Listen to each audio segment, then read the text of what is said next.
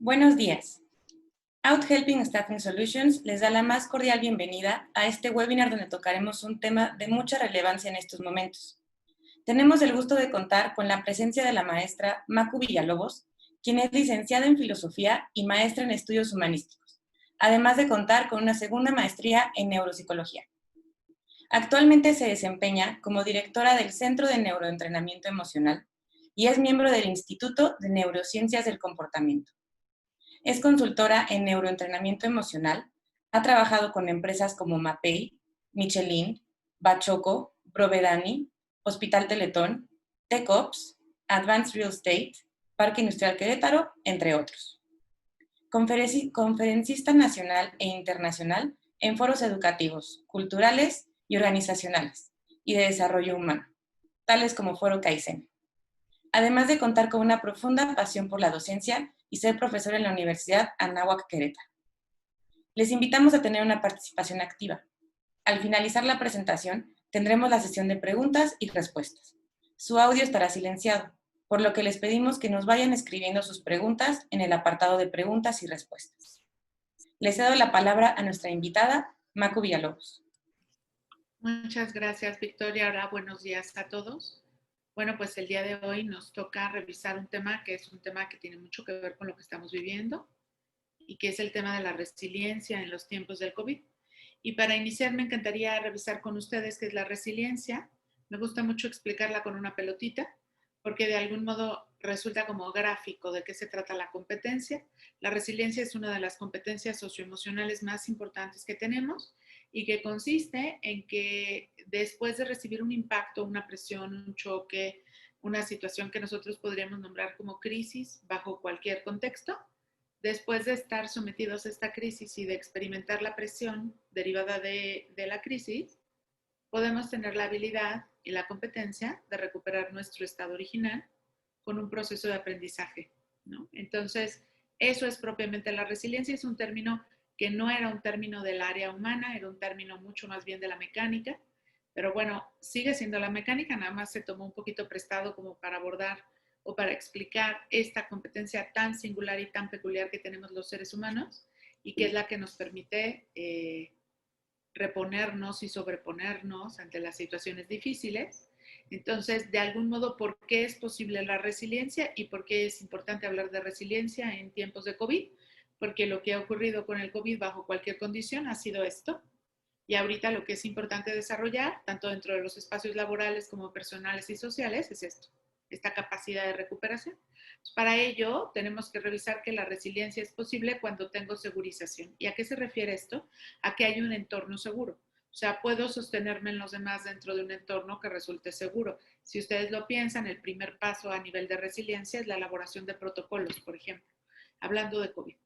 ¿Esto qué quiere decir? Generar un espacio, un entorno en donde la persona pueda llegar a experimentar esta sensación de tranquilidad y seguridad que le dé la oportunidad básica mínima para comenzar el ejercicio de recuperación a través de diferentes elementos como nuestras relaciones y nuestra propia cultura, el regresar a un espacio laboral que nos permita como seguir adelante con la vida, el retomar como nuestros propios proyectos personales y laborales. Entonces, cuando hablamos de resiliencia, hablamos, por tanto, de una capacidad de adaptación.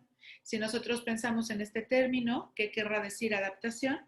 Adaptación es esa habilidad que puede llegar a tener un sujeto para utilizar los recursos que tiene, o sea, sus recursos propios, ante una situación de demanda del entorno.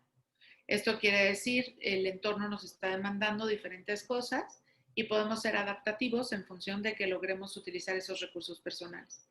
Cuando no tengo esos recursos personales suficientes, lo que ocurre es que entro en una etapa de congelamiento porque ya no puedo interactuar con mi entorno como para sentirme tranquila o para saber que puedo sostenerme incluso en la adversidad, sino que de algún modo voy a entrar como en un proceso de crisis en donde más bien voy a ir activando zonas de mi cerebro que están más vinculadas con el sentido de la amenaza. Entonces podemos llegar a hablar de la resiliencia como esta capacidad de adaptación positiva. Es una capacidad de adaptación que la idea es que vayamos entrenándola en diferentes momentos de vida conforme vamos creciendo y conforme de pronto, por ejemplo, en la primaria no sucede lo que queremos o nos toca la maestra que no queremos, y en la secundaria cuando nos rompen el corazón o cuando no me invitaron a la fiesta los amigos, y después en la vida adulta, cuando vamos enfrentándonos a las frustraciones naturales de una carrera o también a las frustraciones de un primer trabajo, cuando tenemos que someternos, por ejemplo, a las reglas de los demás. Todo eso está entrenándome en resiliencia. Por tanto, la frustración podríamos decir que es el resorte. Incluso lo podríamos como definir así. O sea, ¿qué es lo que permite que la pelotita tenga esto? Bueno, pues la capacidad que voy teniendo en un entrenamiento de frustración o sobre la frustración. Por otro lado, también es importante que entender que la resiliencia se va a favorecer con una química de emociones positivas, es decir, hay emociones que se consideran positivas y negativas, y esto no derivado como de emociones buenas y malas, sino más bien emociones que nos llevan a experimentar o a tener una sensación de bienestar subjetivo. Vamos a pensar la tranquilidad. La tranquilidad es una emoción, o la calma, que son muy parecidas, es una emoción que yo experimento y tengo como un estado de bienestar subjetivo.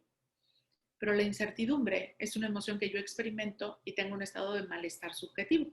Por tanto, estas son consideradas las emociones negativas, no porque sean malas, sino porque me sacan como del estado de bienestar. Entonces, cuando nosotros estamos tratando de ser resilientes y en este tipo de momentos, ¿qué es importante hacer? Sumar más emociones positivas que emociones negativas, porque las emociones negativas nos llevan en cascada. No sé si ustedes se ubican a sí mismos al inicio de la pandemia, cómo comenzamos a aproximarnos hacia la información de distintas maneras.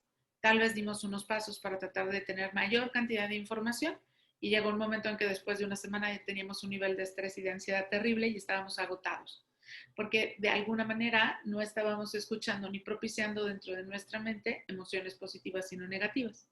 ¿Qué emociones positivas podríamos llegar a propiciar, por ejemplo? Bueno, pues emociones, ahorita mencioné la calma. ¿Cómo alimento la calma? Pues teniendo una mente mucho más balanceada, por decirles algo. ¿Cómo alimento la calma en el día a día? Bueno, buscando que tenga una condición de seguridad sobre mi entorno, que pueda estar en contacto con personas que quiero, que pueda llegar a ir poniendo como los objetivos, por ejemplo, laborales e irlos conquistando de manera paulatina y escalonada. Todo esto va a fortalecer la química de emociones positivas, que me va a ayudar un montón. Y también es importante entender la resiliencia como un constructo modificable. ¿Y esto por qué es tan importante? Porque no es algo con lo que yo nazca. O sea, no podría decir, bueno, yo soy más resiliente que otro. Si bien hay algunos contenidos genéticos que podrían llegar a darnos información específica sobre la capacidad de resiliencia, en realidad la resiliencia como tal es una competencia que voy entrenando a lo largo de la vida y que puedo llegar a modificar.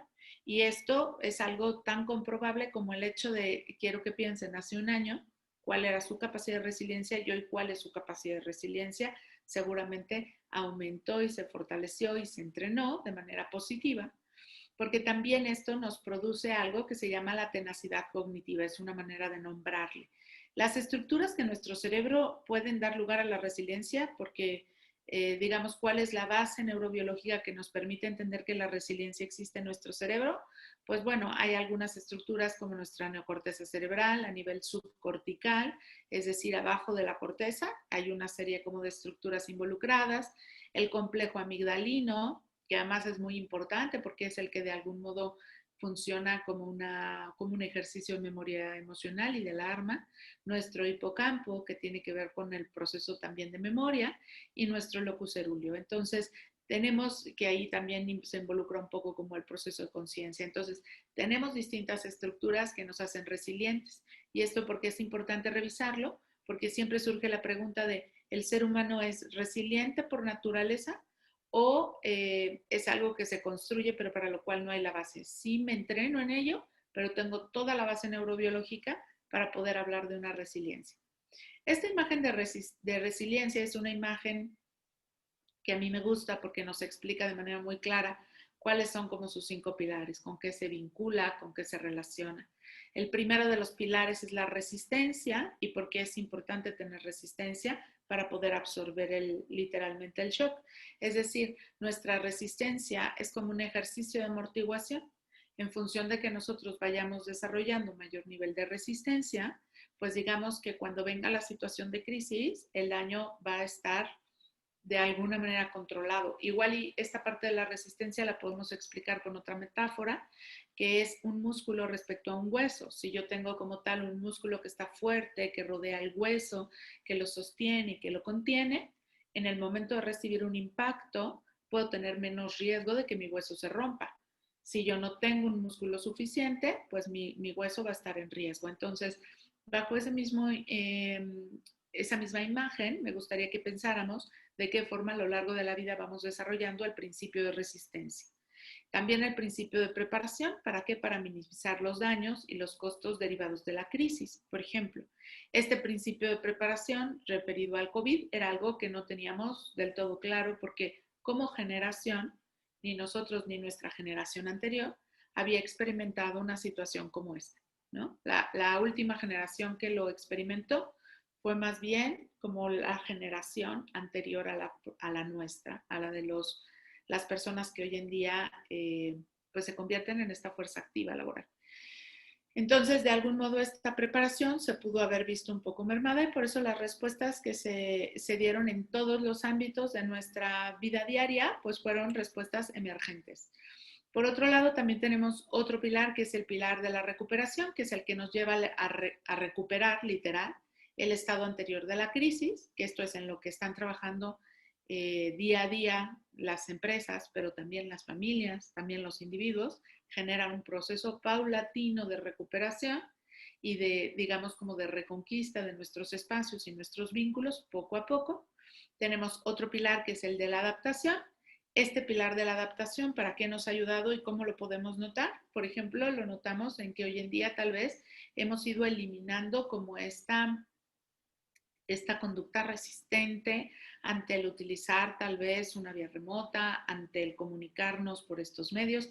Y cada una de las personas puede observar cómo tuvo como un momentito en donde se dio como esta negación o esta falta de disponibilidad personal interna para tratar de abrazar como nuevas estrategias y nuevas herramientas digitales. Y tenemos también la transformación, que hoy en día la vemos de manera muy clara cuando descubrimos la cantidad de habilidades que hemos desarrollado para poder superar la adversidad y para seguir haciendo frente a las condiciones concretas del COVID en este momento. Entonces, algo que es importante entender como componentes de la resiliencia es la capacidad para afrontar la crisis. La segunda, la capacidad para continuarme desarrollando, porque ¿qué es lo que nos puede llegar a ocurrir? Que afrontemos la crisis, pero ya no querramos comenzar el proceso de desarrollo. Entonces aquí lo que viene es afronto la crisis y me siento fuerte para seguir desarrollando. Es complejo entender esta parte de la crisis y la importancia de la crisis y de la resiliencia, porque más bien tenemos una tendencia a evitar la crisis, ¿no? Evito aquellas situaciones que me generan malestar. Entonces evito la discusión, evito la confrontación, evito la separación, evito todo aquello que aparentemente me genera ese malestar. Y esto que nos hace, pues nos hace mucho más débiles. Y si nosotros comenzáramos a evitar paulatinamente eso, o sea, evito, vamos a suponer, una conversación difícil a través de herramientas de conversaciones cruciales.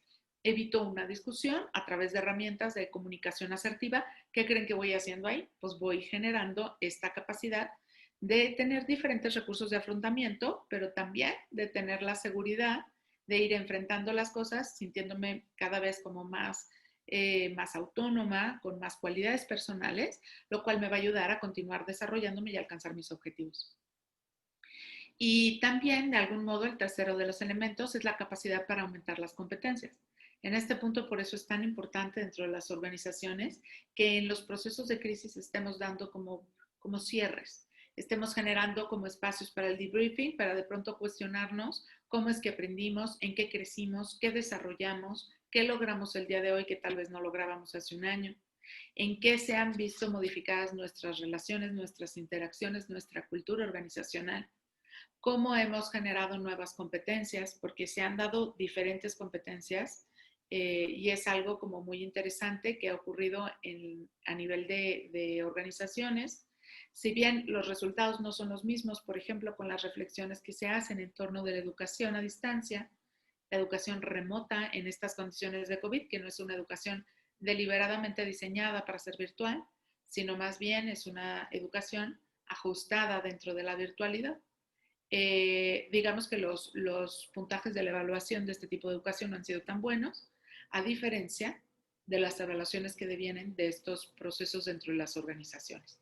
Les traigo por ahí un artículo que creo que les puse ahí la dirección, es de hecho una webinar que se dio en Harvard planteándose cuáles han sido los procesos de aumento de capacidades y de competencia durante todo este periodo COVID y de ajustes. Entonces, algo que es importante es saber siempre que el cambio y la crisis, cuando nosotros nos vemos superados, ¿cómo podríamos vernos superados por la crisis y por el cambio? ¿O cuáles podrían ser las cosas que nos generan estrés? Yo les podría decir que tal vez algo nos resulta estresante por varias razones. La primera tal vez es porque es novedoso. Yo diría 4 razones importantes. La primera es porque aquello que tenemos delante es novedoso para nosotros. La segunda de las razones es porque es impredecible, o sea, no puedo tener un control absoluto sobre lo que va a ocurrir. Otra de las razones es porque me faltan recursos para poderlo enfrentar. Y otra de las razones yo la resumiría en que se compromete de algún modo como el yo o la imagen personal que tengo. ¿Esto qué quiere decir? De pronto, los procesos que resultan estresantes son aquellos en los cuales sentimos que se compromete lo que van a decir de mí como, vamos a suponer, como asociada, ¿no? Si soy asociada en una empresa, ¿qué van a decir de mí como asociada si no doy el resultado? Y entonces eso me da más estrés. Pensemos incluso en un cambio de trabajo. O sea, de pronto me postulo para una nueva posición en mi propia organización, me dan el movimiento y en este movimiento pues va a aparecer un primer elemento y ese primer elemento, ¿cuál va a ser? Pues va a ser el elemento de novedad. Es una posición nueva, no sé de qué manera lo voy a enfrentar. Segundo, no la puedo controlar porque tiene un carácter novedoso, importante. Tercero, ¿qué ocurriría? ¿Tendré los recursos suficientes? ¿Sabré hacer eso? ¿Podré tener una curva de aprendizaje adecuada? Y el cuarto, no vayan a pensar que soy una persona no comprometida, que no merecía tener esa posición. Si se fijan, estos 4 elementos de manera como muy generalizada son los que pueden a veces jugar para que una situación nos resulte estresante. En función de que estén los 4, pues va a ser más estresante. Si está solamente uno, pues voy a tener más margen de maniobra.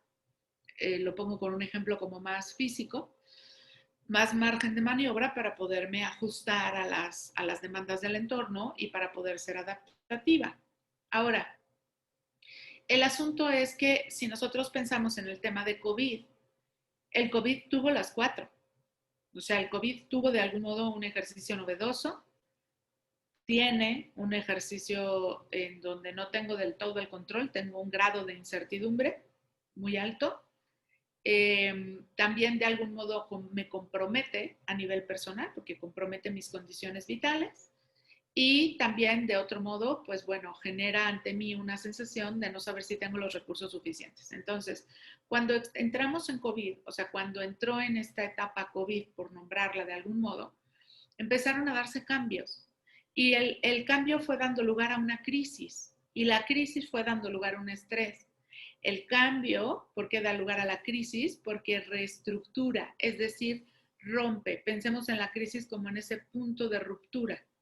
¿Y qué rompió? Pues rompió los hábitos que podíamos llegar a tener antes como trabajadores, rompió la forma en la que nos relacionábamos, rompió los hábitos personales, familiares e incluso nuestros hábitos sociales. ¿Y eso a qué dio lugar? A un nivel de estrés. Entonces, algo que sí ocurrió en COVID y que es importante tomarlo en cuenta para la salud de todas las personas que laboran dentro de las organizaciones, algo que sí se vio modificado de manera muy visible fue el nivel de ansiedad y de estrés en todos. Entonces, de alguna manera, esto dio lugar a otra serie de prácticas que tal vez no sean las prácticas más aconsejables o que no sean las prácticas como más sanas para resolver los problemas. ¿Y qué prácticas podríamos nosotros llegar a identificar? Pues prácticas desde, por ejemplo, procesos, aumentó muchísimo la violencia intrafamiliar, lo cual es de manera natural, tiene un efecto dentro del desarrollo del trabajador y su autoeficacia. pero también, por ejemplo, veamos la cantidad de alteraciones que se dieron en la gestión de las emociones. Hubo un aumento generalizado en el consumo del alcohol y otras sustancias, pero también lo podemos llegar a notar del otro lado, ¿no? Con un ejercicio o una percepción de un aumento en el hostigamiento laboral, que eso es algo que se ha reportado a nivel mundial. Entonces, de algún modo, si se fijan, este cambio que da lugar a una crisis y que da lugar a un estrés, pues lo que va a hacer es que va a generar una liberación concreta de ciertas sustancias o de cierta química, como por ejemplo el cortisol, que ya todos yo estoy segura que lo han escuchado, ¿no? El cortisol y otras catecolaminas que van a afectar por completo nuestro sistema endocrino, inmunológico y emocional, y por tanto afecta nuestro desarrollo ¿qué? Intelectual. ¿Y cómo mido un desarrollo intelectual? Pues con mi capacidad de concentración, qué tanto estoy aquí en la reunión por ejemplo, con mi jefe, o qué tanto tengo la misma habilidad para resolver problemas, dónde está mi capacidad atencional, de pronto me pierdo mucho por estar en casa o no, se está alterando mi sueño y efectivamente tal vez no estoy durmiendo como debería o me estoy despertando muchas veces en la madrugada. Entonces, toda esta serie de alteraciones son alteraciones que nos hacen más reactivos, más hipervigilantes y más hostiles. Porque recuerden que cuando no nos comportamos bien es porque no nos sentimos bien. O sea, es una cuestión muy biológica, no es nada personal. Cuando nosotros nos portamos amablemente o cordialmente con los demás y no estamos ni reactivos ni hipervigilantes, es porque, ¿qué ocurrió? Porque tuve una buena noche, porque descansé, porque estoy, vamos a suponer, como en cuanto a mis funciones ejecutivas, como muy atenta, cuando estoy motivada. Es una realidad es que también se ha observado que de algún modo se ha mermado el ejercicio de autoeficacia por estas alteraciones. Es decir, se ha mermado la capacidad, de pronto empiezan a aparecer errores muy pequeños, de pronto empiezan a perder como la habilidad relacional o la empatía para mandarle a alguien un chat a las 10:30 de la noche en domingo. Es decir, empiezo a perder como estas herramientas que antes nos resultaban como de algún modo los amortiguadores de nuestra vida, ¿no? Entonces, lo primero que tenemos que entender y que observar y que es importante hacer es efectivamente dar herramientas dentro de las organizaciones para combatir la ansiedad.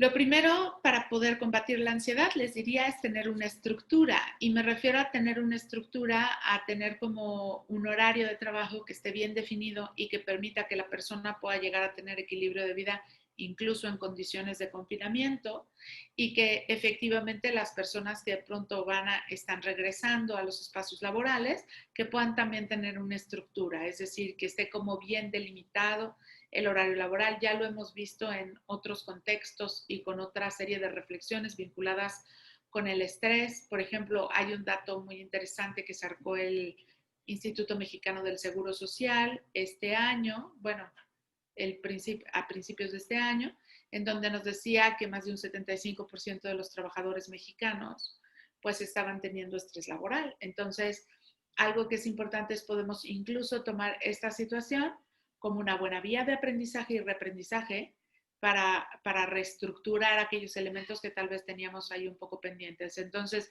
lo primero que les diría es cómo combatir teniendo una estructura, propiciando también que las personas tengan una estructura fuera de su vida laboral. Es decir, que puedan llegar a destinar, que puedan llegar a tener hábitos, que puedan llegar a destinar un horario para hacer su ejercicio, para tener caminata, para tiempo en familia, pero que puedan llegar a tener algo estructurado. Que no sea como este ejercicio de hoy me levanté a las 4 de la mañana porque no pude dormir bien, pues me conecto desde ahorita, ¿no?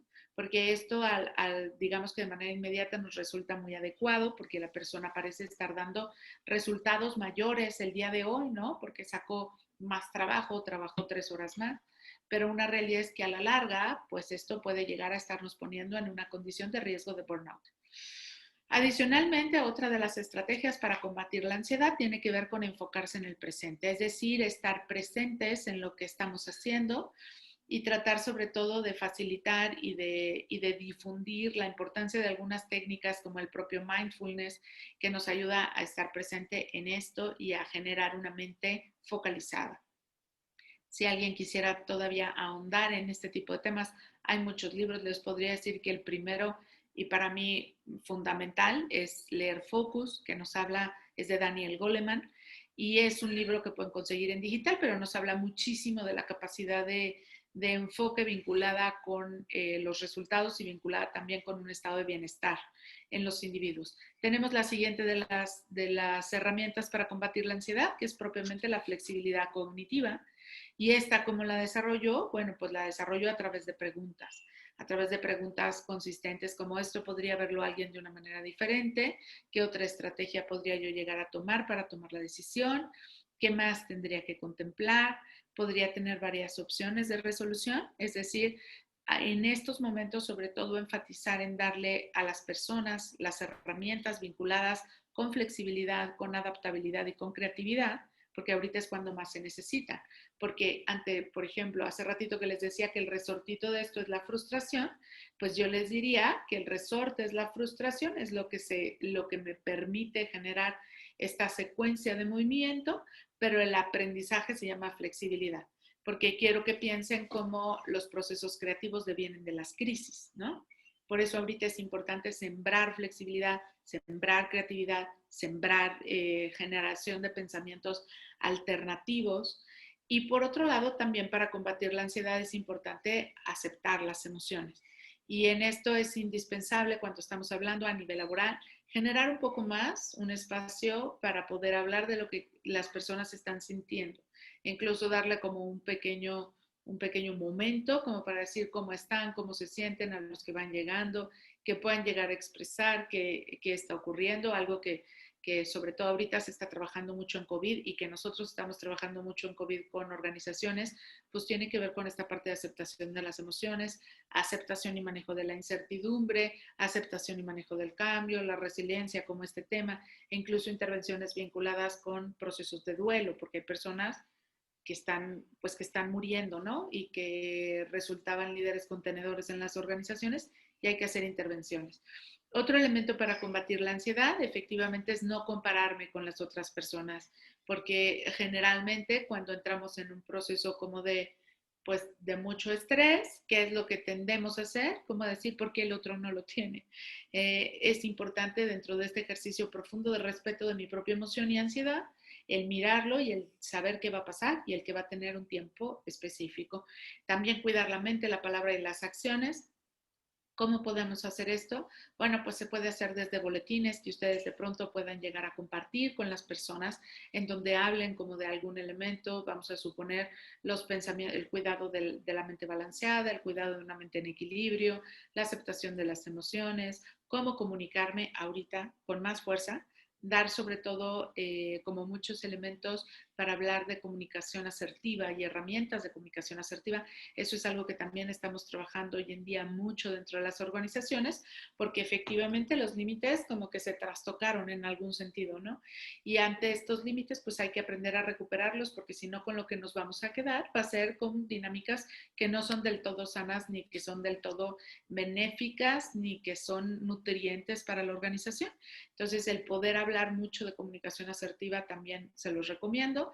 El poder hablar, por ejemplo, de ejercicios de límites y de qué acciones son aquellas con las cuales me voy a vincular y con las cuales me voy a relacionar. Y también, por otro lado, el no aislarse y el tener, ahorita que les estaba diciendo esto de la palabra, ayer que estaba trabajando con uno de mis clientes, me comentaba, pues es que la intención de la empresa es decirle a las personas que hay algunos que no están trabajando lo suficiente, entonces se va a hacer como un seguimiento más puntual.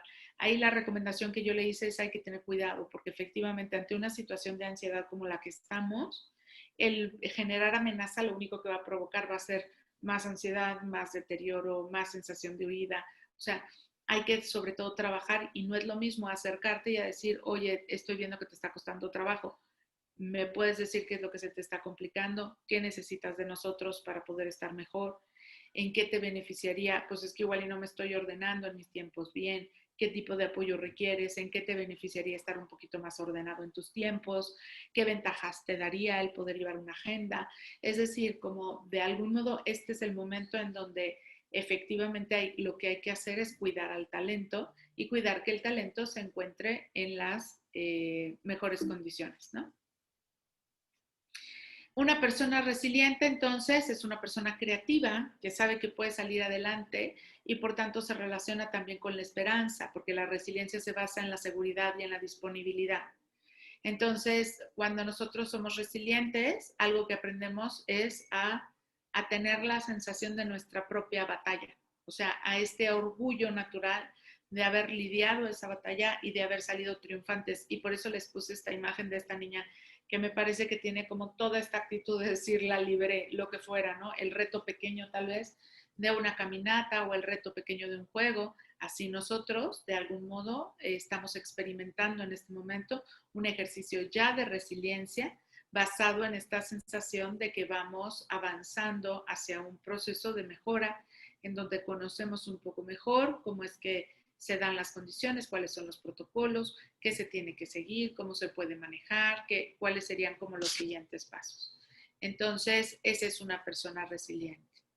La resiliencia, que esto es importante, perdón, ¿qué tal que me movió aquí una llamada que entró? La resiliencia, ¿para qué es importante también? Bueno, pues aquí les traigo un montón de estudios, ¿no? Para que veamos que la resiliencia también impacta dentro de nuestra salud.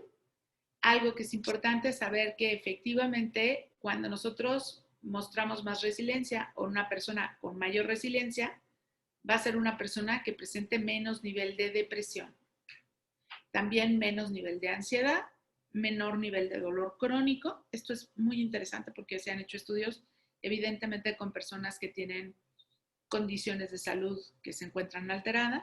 Mejora también tratamientos vinculados con cardiopatías, con artritis, con diabetes. Estos son los estudios que ya están hechos.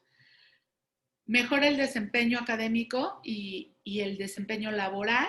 Y también hay menor presencia de prejuicios, por tanto hay más flexibilidad cognitiva, por tanto hay más capacidad de adaptabilidad. Y por tanto, bueno, pues la persona puede llegar a ser como mucho más creativa y más resolutiva a nivel de conflictos. Entonces, estos son solo algunos datos porque hay mucho escrito hoy en día desde las neurociencias en torno a la resiliencia. Hace 20 años, evidentemente, las emociones no eran un tema de la ciencia, pero hoy en día, con todos los avances que se han dado a nivel de neuroimagen, los avances que sabemos o los avances que hay sobre lo que sabemos ya del cerebro, que muchos autores dicen que todavía es muy poquito lo que sabemos, pero bueno, lo que sabemos del cerebro hace que temas como la resiliencia sean temas que se estén estudiando dentro de los laboratorios. ¿Ok? Bien. Ahora, esta propuesta de análisis, que además viene con la doctora Sonia Lyubomirsky, ¿no? Quién sabe que si lo pronunció bien o no, pero bueno, esta doctora desde hace muchos años ha estado estudiando las ciencias de la felicidad, o sea, forma parte del grupo de científicos que se plantean preguntas en torno a la felicidad y nos da de sus investigaciones este resultado. ¿Por qué una persona es feliz o no? Una persona es feliz solo en un 10% por sus circunstancias. Y esto es en lo que me quiero detener un momento. Nosotros durante mucho tiempo, quiero que ustedes lo piensen conmigo, pues creíamos que nuestra felicidad era por esta condición concreta, ¿no? No, pues es que voy a ser feliz cuando tenga otra posición en el trabajo, voy a ser feliz cuando me aumenten a tanto, voy a ser feliz cuando pueda ser accesible para mí ese bono que le dan a mis compañeros, voy a ser feliz cuando logre comprarme esta casa, voy a ser feliz cuando logre tener. Entonces, de algún modo nosotros hemos asumido que nuestra felicidad en felicidad más bien depende un 100% desde el discurso que acabo de mencionar, depende un 100% de las condiciones externas. Lo que nos dice este estudio es que no, que es solamente un 10%, no un 100%. Un 10% del trabajo que tengo, un 10% de la posición que tengo, un 10% de mi relación con mis pares, un 10% del líder que tengo y mi relación con él, un 10% de mis condiciones sociales o económicas, o incluso se los diría de salud, porque también hay muchos estudios en torno a la salud.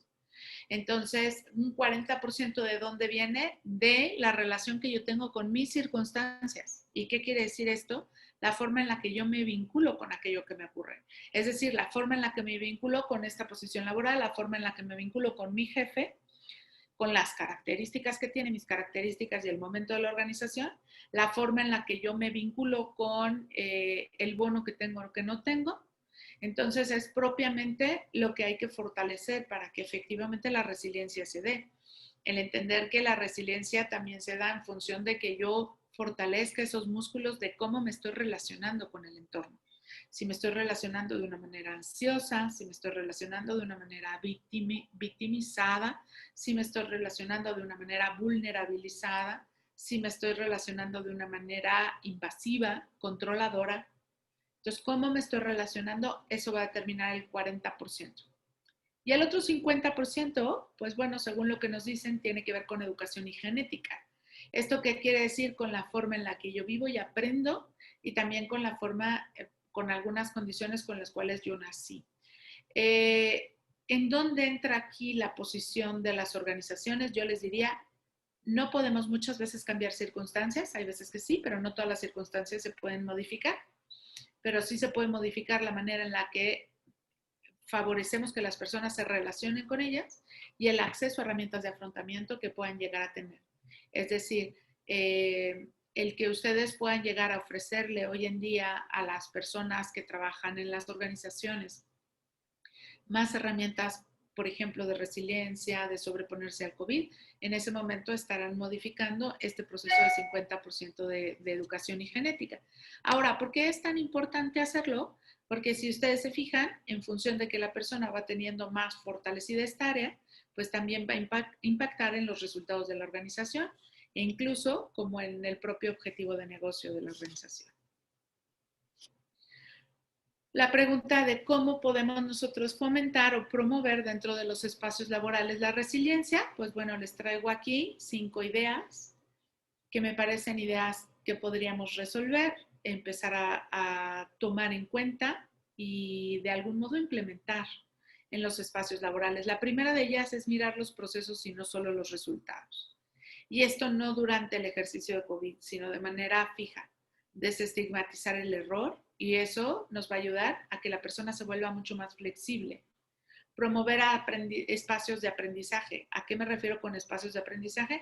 Yo sé que en muchas organizaciones los espacios vinculados con capacitación pueden llegar a ser fundamentales y también es un hecho que en este momento van a ser tal vez los espacios que tengan un poco más de afección por cuestiones de presupuesto, pero algo que sí es importante es si ahora no pueden recurrir tal vez a un consultor o no pueden recurrir a un facilitador, pues utilicen los recursos que pueden llegar a estar a su alcance, tal vez de manera gratuita, a través de diferentes webinars que se hacen en distintas universidades del mundo, de diferentes talleres que se están ofreciendo dentro de plataformas educativas virtuales para su propia gente.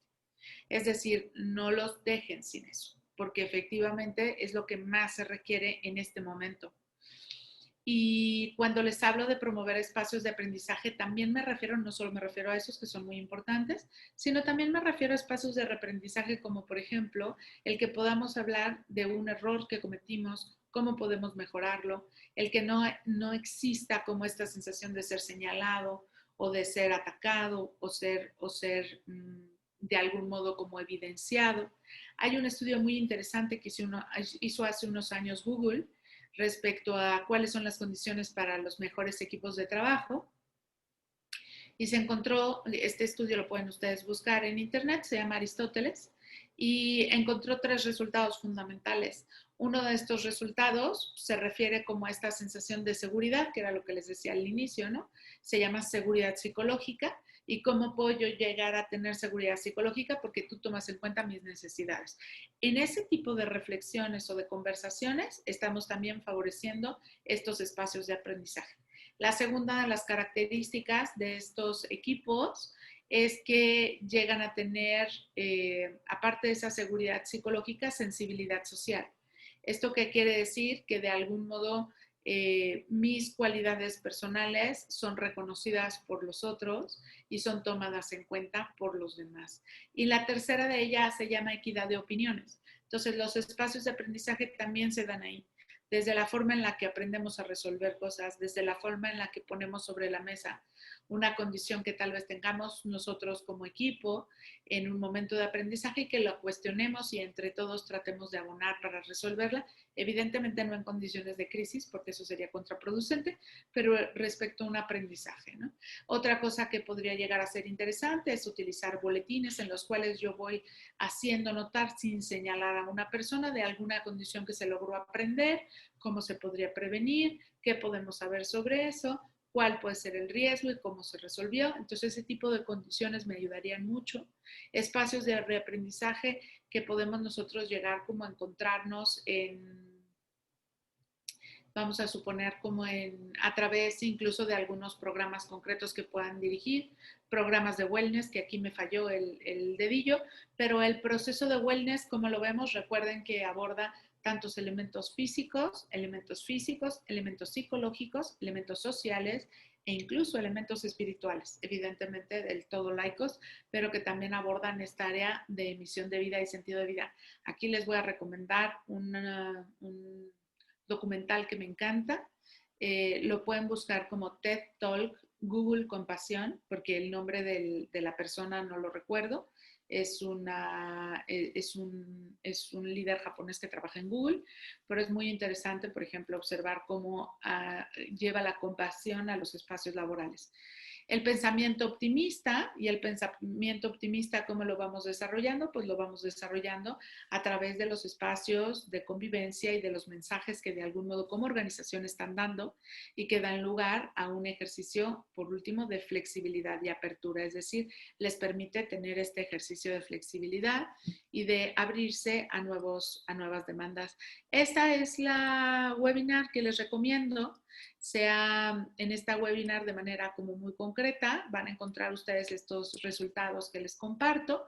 Es importante reconocer que el 35% de la fuerza laboral ahora es remota en comparación con el 2% antes de la pandemia. Es, dentro de otras cosas, las conclusiones a las que llegan es a que es indispensable, sobre todo, favorecer un enfoque de flexibilidad, agilidad y resistencia. Y de algún modo nos dan 4 grandes propuestas. Una que tiene que ver con gestionar de modo sostenible el cambio a un modelo de trabajo remoto para de alguna manera poder enfrentar las demandas de nuestro entorno. La segunda de las propuestas es reconsiderar la estrategia de fuerza laboral, es decir, tratar de abrirse a mano de obra contingente que sea temporal en el caso concreto de aumento de la demanda. Y el último, no es cierto, el tercero es valorar el intercambio de talentos entre empresas, ¿no? Tanto hacia adentro como hacia afuera. Es decir, el tratar como de mirar qué talentos puedo llegar en este momento incluso a aprovechar para capacitarlos en otras áreas y el poder utilizar de una manera como mucho más sostenible a estos talentos. Y por último, avanzar a los objetivos de a largo plazo mediante el aprendizaje. Es decir, el proceso de crisis nos brinda la oportunidad de llegar a cabo el compromiso de aprendizaje continuo a través de diferentes recursos. Este que yo les planteaba, como de hacer una búsqueda profunda sobre las propuestas que hay a nivel mundial para la educación continua, pues bueno, la tienen allá a la mano.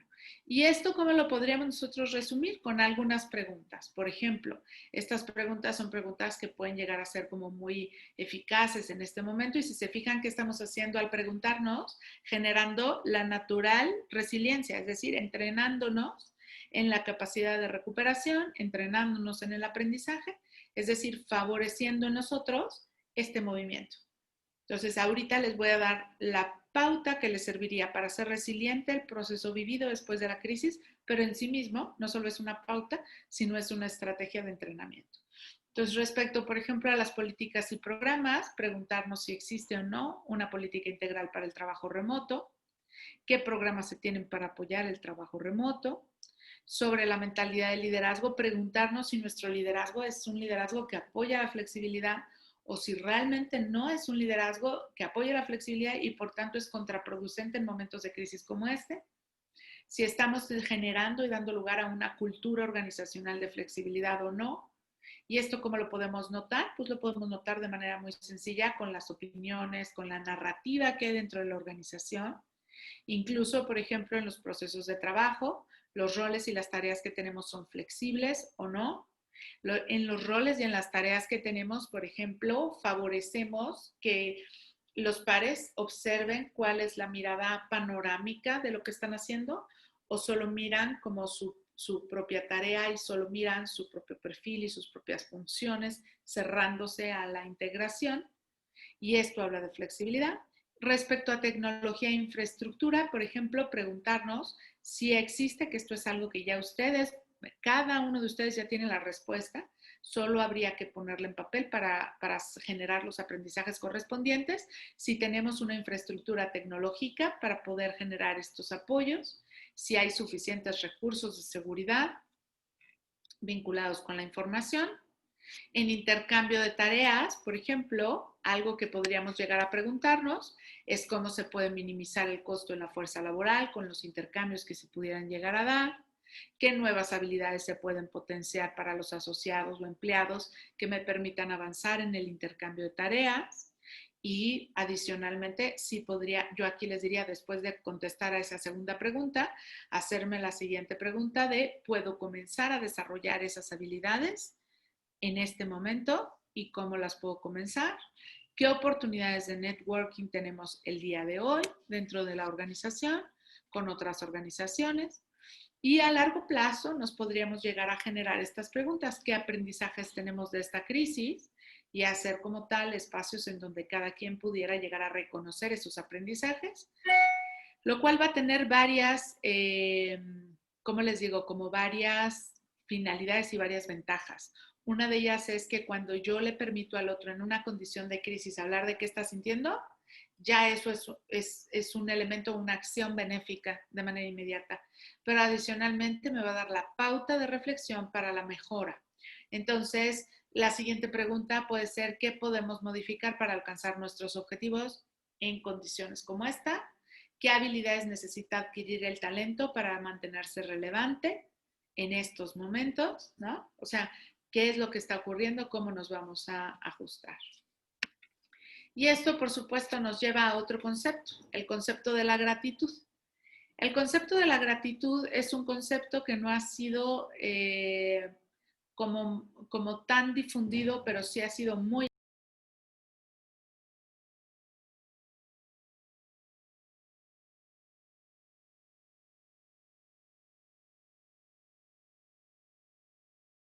tres. Una se llama resiliencia y va de la mano de las otras dos. La otra se llama gratitud, que es esta de la que voy a hablar el día de hoy. Y la tercera de estas emociones tan sanas es una emoción que se llama compasión. Compasión como comprensión y como deseo de bienestar y no tanto como a veces lo hemos entendido como lástima, que no tiene nada que ver, es otra emoción distinta. Entonces, cuando nosotros estamos en una situación de crisis, por eso les decía que la gratitud y la resiliencia van de la mano. Cuando estamos en una situación de crisis y estamos así, ¿qué nos ayuda o qué nos favorece para poder recuperarnos? Pues según la ciencia, la gratitud. Es una mente que empieza a desarrollar ejercicios sistemáticos de gratitud, más fácilmente puede salir de la crisis.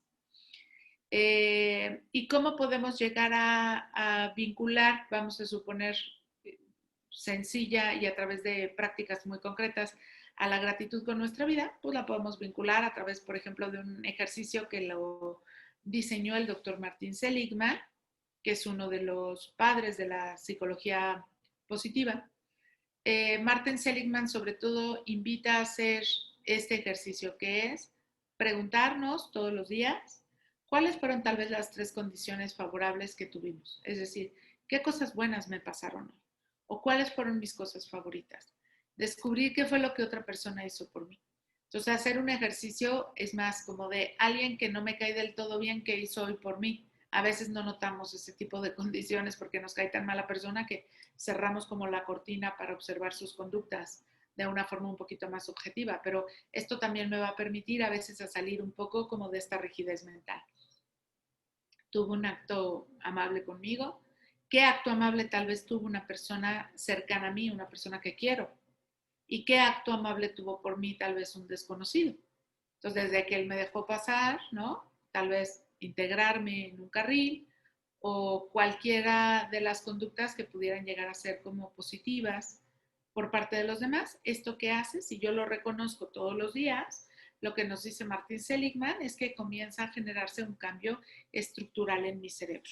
Y este cambio estructural, por supuesto, me previene de algunas condiciones como pueden ser la ansiedad y la depresión, activando sobre todo una parte de mi cerebro que se llama corteza prefrontal izquierda, que se activa ante las emociones positivas. Bien, entonces, ¿qué preguntas me puedo hacer o qué preguntas puedo llegar a generar dentro de la organización de la cual formo parte para promover este entrenamiento en gratitud? Tal vez la primera es qué cosas buenas han sucedido en esta crisis que me hace sentir agradecido, ¿no? O sea, qué cosas buenas se han dado dentro de este ejercicio de COVID. Y piénsenlo ustedes, traten de hacerlo en este momento conmigo. O sea, qué cosas buenas vinieron de esto? Tal vez alguien me puede decir, bueno, tal vez recuperé un poquito más el espacio para empezar a hacer ejercicio. Ok. Bueno, tal vez recuperé la posibilidad de comer con la familia a la hora que tengo libre para comer. Muy bien. Entonces son esas pequeñas cosas que efectivamente suceden y son buenas dentro de incluso la condición de la crisis. La segunda pregunta que nos podríamos hacer es, ¿qué fortalezas personales he desarrollado por esta condición? O sea, ¿qué de mí antes no conocía que ahora conozco derivado de este cambio y este ajuste? Tal vez no sabía que podía ser tan adaptativa, tal vez no sé, pero igual y no sé si se habían imaginado que podían estar tanto tiempo en casa portándose tan bien, ¿no? No sé si de pronto se habían imaginado que podían llegar a desarrollar tanto la habilidad de la comunicación con su equipo que incluso de manera remota pudieron ponerse en conexión con ellos. La siguiente pregunta es, ¿de qué forma esta experiencia te ha dado más herramientas para enfrentar los desafíos del futuro? Si se fijan, lo que estoy haciendo es a través de preguntas, convirtiendo esas preguntas como en este entrenamiento sobre lo que nosotros vimos que eran los pilares de la resiliencia. Entonces, ¿esto qué herramientas me dio para el futuro? O sea, para otras cosas que van a seguir sucediendo o para otras condiciones de vida, ahora, ¿qué más le sumé a mi caja de herramientas? ¿De qué forma esta experiencia me ha dado esas? ¿De qué manera fue beneficiosa la experiencia? ¿Y de qué manera puso tu vida en una perspectiva? O sea, ¿de qué forma te hizo mirar como todo lo que te rodeaba, que obviamente derivado de las demandas diarias de nuestra vida cotidiana, que además son como muchas y que además vamos en condiciones de prisa y en condiciones de respuestas inmediatas? Bueno, cómo nos ayudó esta situación como a mirarnos a distancia. Imagínense, como a mirarnos en un ejercicio como mucho más panorámico. O sea, cuando no solamente veo el árbol que tengo aquí, sino me hago para atrás y veo todo el paisaje, ¿no? ¿En qué me ayudó? En todos los sentidos. Puso mi vida en perspectiva respecto a qué? A mis condiciones de salud, respecto a mis condiciones económicas, respecto a mis condiciones familiares, respecto a mis condiciones laborales, respecto a mis objetivos del año, a lo que yo creía que iba a lograr este año, cómo los modifiqué, cómo me ajusté. Entonces, bueno, estas son algunas de las preguntas que efectivamente nos ayudan a desarrollar el proceso de crisis de una forma resiliente, porque la crisis está aquí. Y la crisis hoy en día se llama coronavirus, pero el día de mañana puede tomar cualquier nombre, como les platicaba. Los procesos en los cuales cada persona, según su etapa de desarrollo y su momento de vida, va enfrentando y entrenándose en esta frustración, pues son muy distintos. Ahora, ¿cuál es la idea? Que si nosotros trabajamos sobre ellos, no solo vamos a darle un sentido a lo que estamos viviendo, sino nos vamos a dar cuenta de que estamos motivados a continuar en el alcance de nuestros objetivos. Y bueno, eso es lo que hoy quería trabajar con ustedes, lo que hoy de algún modo les traje preparado. Y listo, Victoria. Abrimos el espacio de preguntas y respuestas. Por favor, si tienen alguna pregunta, nos la pueden compartir en el apartado de preguntas y respuestas para que Majo nos apoye contestando.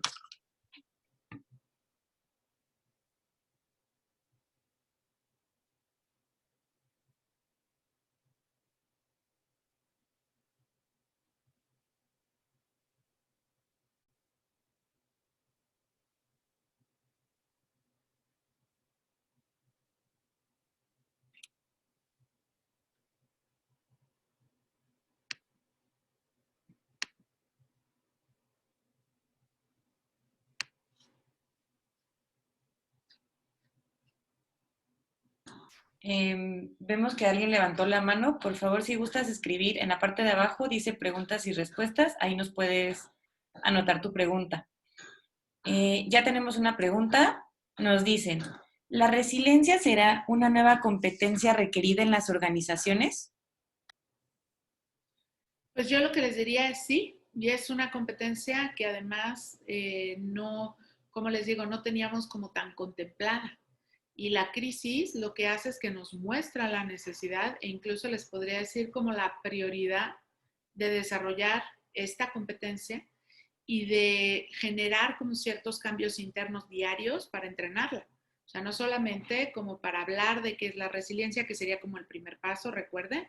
O sea, el primer paso tiene que ser muy educativo, muy psicoeducativo.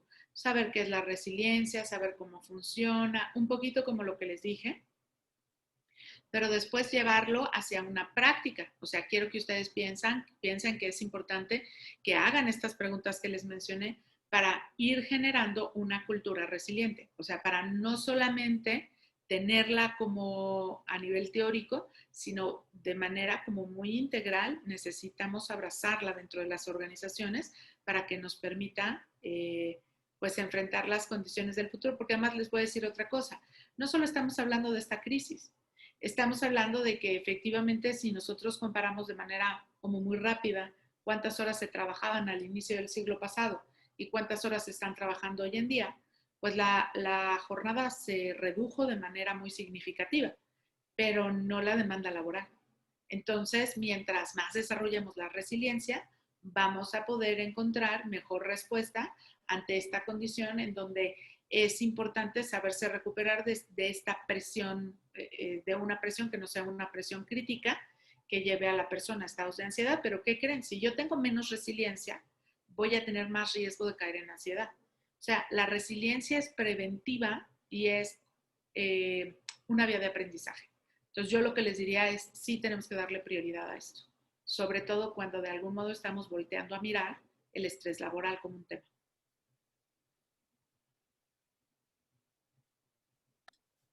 Nos piden libros que se pudieran recomendar para este tema. Ok, bueno, tienen dentro de la presentación algo que podría estar padre, es que no sé si de pronto les pudiéramos compartir la presentación, pero con todo gusto. Hay, y si ustedes se acuerdan en esta imagen en donde viene ahí voy, ¿eh? La resiliencia es un tema del cual apenas se está hablando. O sea, a lo que me refiero es un tema relativamente nuevo. Si ustedes se fijan, vean las fechas que les estoy poniendo, 2009, 2010, 2008, estas son todas investigaciones. Pero, y las primeras ocasiones en las cuales se habló de resiliencia, fíjense, estamos hablando del 2006, o sea, en realidad es un término, como un término muy novedoso. ¿En dónde nos podemos encontrar ya como espacios para hablar de la resiliencia hoy en día a nivel laboral? Bueno, hay algunos autores que pueden llegar a ser como muy funcionales. Sobre todo, ¿saben qué les voy a dejar? Que lo vean. Es uno de mis documentales favoritos. Además, lo utilizo mucho para como un método didáctico y se llama Happy. Entonces, en este documental lo pueden buscar en YouTube, porque ya lo bajaron de Netflix. En este documental, ¿qué se van a encontrar? Con todos los científicos que hoy en día están trabajando con temas como la compasión, como la resiliencia, como todo esto que yo les acabo de hablar. Entonces, si bien están como enfocados a otras áreas, yo ahorita solo me enfoqué en la resiliencia en COVID, ellos se vinculan con otras áreas, ahí pueden encontrar a muchos autores. Yo les recomendaría, no dejen de leer a los grandes autores de gestión emocional, ¿no?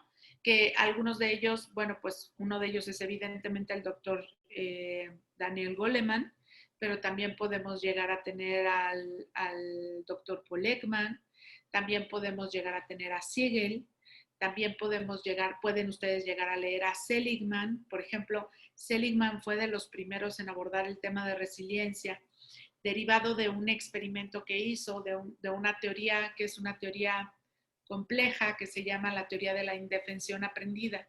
Lo que quiere decir es que una persona deja de ser resiliente cuando de algún modo ya asume que está indefensa, o sea, cuando ya Hay un autor padrísimo que se llama Cirulink que habla sobre resiliencia. Les voy a poner aquí el nombre porque es un nombre un poquito complejo. Aquí se los voy a poner en el chat. De verdad, este es muy lindo. De estas entrevistas que son como muy significativas, pero también tienen su lado fuerte. Bueno, lo tiene la parte no sé si han visto esta parte de Aprendamos Juntos de BBVA, que hay un montón de conferencistas valiosísimos. Entonces ahí podemos ver a este autor, que es uno de los grandes padres de la resiliencia también. Y este autor puede ser como una figura importante para leer y para entender un poquito más de resiliencia. No sé si tengan otra pregunta. Sí, nos preguntan, ¿con qué actividades en concreto puedo trabajar con mi equipo para lograr autodefinirnos como resilientes? Bien, yo lo primero que les diría es, si nosotros nos bajamos a las preguntas que les dejé, actividades concretas, como por ejemplo hacer sesiones de aprendizaje. ¿A sesiones de aprendizaje a qué se refiere? Se refiere a que nosotros podamos llegar a tener sesiones semanales o quincenales, dependiendo obviamente del equipo, en donde nos sentemos a ver qué fue lo que aprendimos. Es decir, qué cosas sucedieron, cómo lo aprendimos y empezar a cambiar un poco este paradigma, porque a veces no somos resilientes, porque más bien tendemos a algo que decía un maestro muy querido mío, el doctor Carlos Llano, que decía, el liderazgo en América Latina lamentablemente tiende al regaño. Entonces, cuando nosotros abordamos hasta un tema de feedback, vamos a suponer, o abordamos un tema de algún conflicto que se dio, lo abordamos y lo ponemos sobre la mesa y más bien tenemos una sensación, el resto, de ser evidenciados, señalados, y ahora quién van a quemar. Entonces, hasta podríamos decir que para que sean un equipo resiliente tenemos que hacer ese cambio de mentalidad. Es decir, podernos mover desde una mentalidad fija, recuerden que estos términos también los pueden buscar, una mentalidad fija a una mentalidad de crecimiento. Esto es algo muy importante en las organizaciones. Y que de algún modo ni lea yo, se los estoy escribiendo, ni lea yo las equivocaciones de los demás o mis equivocaciones o nuestras equivocaciones como equipo, como ese principio de vergüenza o con el cual nos vinculamos desde la culpa y desde la evitación, y que mejor aprenda a leerlos como una fuente de información y como un proceso de aprendizaje. Pero es importante que para esto cambien los discursos en sus retroalimentaciones, cambien los discursos en procesos de debriefing que hagan al final del día o al final de la semana para tratar como de revisar qué fue lo que aprendimos, en qué crecimos, en dónde nos quedamos por ahí todavía atorados y qué necesitamos para seguir adelante. Y también generar una metodología. Yo aprendí una metodología de mis clientes que son de industria automotriz y la metodología que aprendí de ellos es literal, dime en qué momento estamos, cuál sería el momento ideal o cómo tendremos que estar, qué necesitas y qué vas a hacer de llegar del punto A al punto B y cuánto me das resultados. Entonces, hasta esta metodología nos puede ayudar naturalmente a ser resilientes. O sea, no me voy a enganchar en que no lleguemos al punto B. Más bien me voy a detener a observar cuáles son tus recursos para llegar al objetivo. Por eso les decía que fijarnos más en el proceso y menos en el resultado, porque en el proceso está la resiliencia. Puede ser que yo esté teniendo una persona que me esté dando resultados, pero ¿qué creen? Esté siendo poco resiliente. A la larga esa persona va a estar sufriendo mucho, o sea, va a ser una persona con altos niveles de ansiedad. Y más bien tal vez está siendo autoeficiente porque no tolera la frustración, porque tiene una mentalidad perfeccionista y todo eso me va a sumar a nivel de ansiedad laboral. ¿Ok? Ya la Organización Mundial de la Salud nos decía, desde que empezó el 2000, sacó esta información y decía que para el 2020 la segunda causa de invalidez laboral iba a ser el estrés laboral. Ya llegamos al 2020 y bueno, ha sido un año tropezado en muchos sentidos, entonces ni siquiera sabemos si ese pronóstico se haya cumplido o se superó. Entonces, por eso es importante observar que en muchas ocasiones la ansiedad está presente porque la persona no es resiliente. Y que tenemos que hacerlo desde las cosas más pequeñitas de nuestro día en el equipo. Muy bien, tenemos otra pregunta. Nos dicen, ¿por qué la resiliencia tendría que ser un tema de cultura laboral?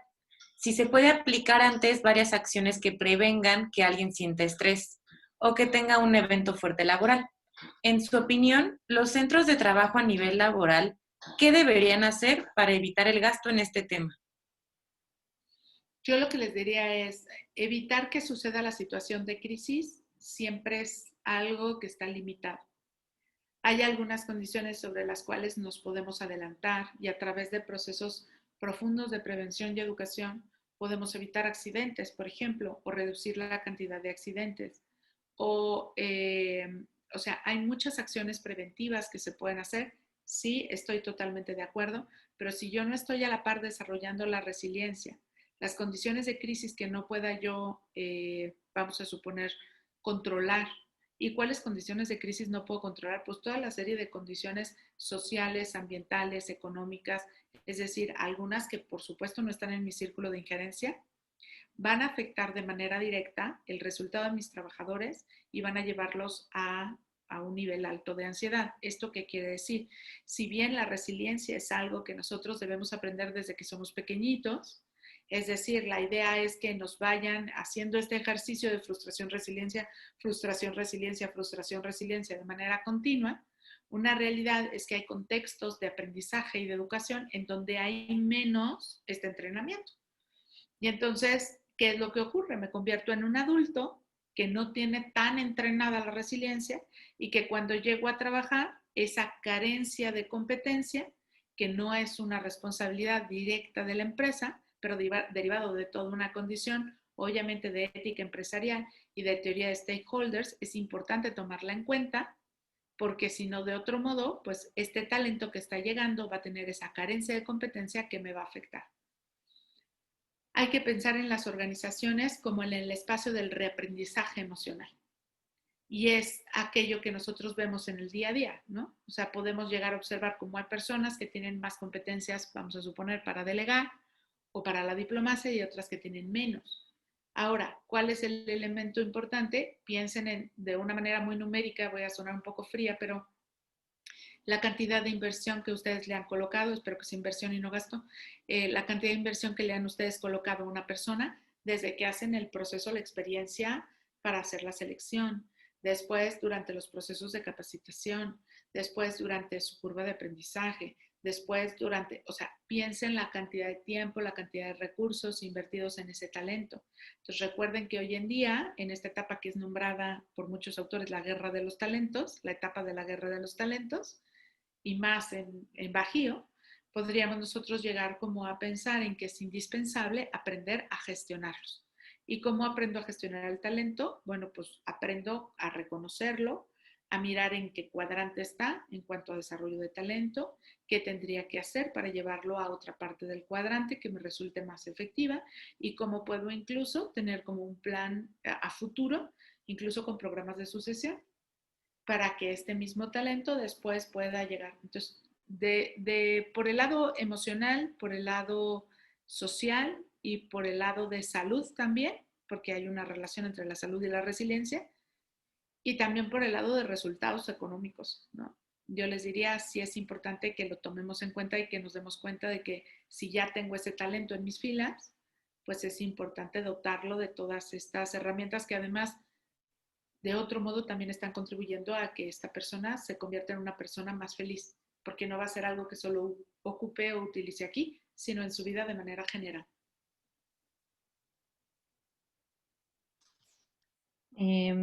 No sé si quieran darnos alguna otra pregunta. Todavía tenemos unos minutitos. Voy a dar un minuto para ver si tenemos alguna otra pregunta antes de finalizar.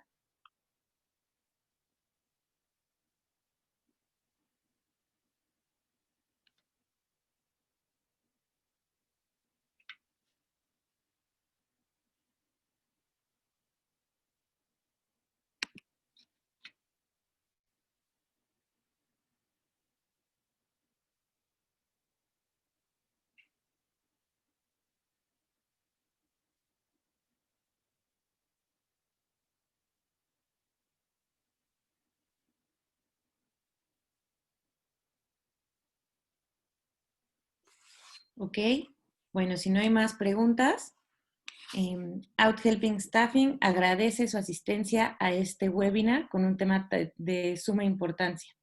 Recibirán en su correo el video y la presentación para que la puedan consultar posteriormente. Te agradecemos muchísimo, Macu, tu presencia el día de hoy. Cualquier comentario o si tienen alguna duda adicional, nos las pueden hacer llegar por correo y se la compartiremos a Macu para que les pueda responder. Nuevamente les agradecemos su presencia y que tengan un muy buen día.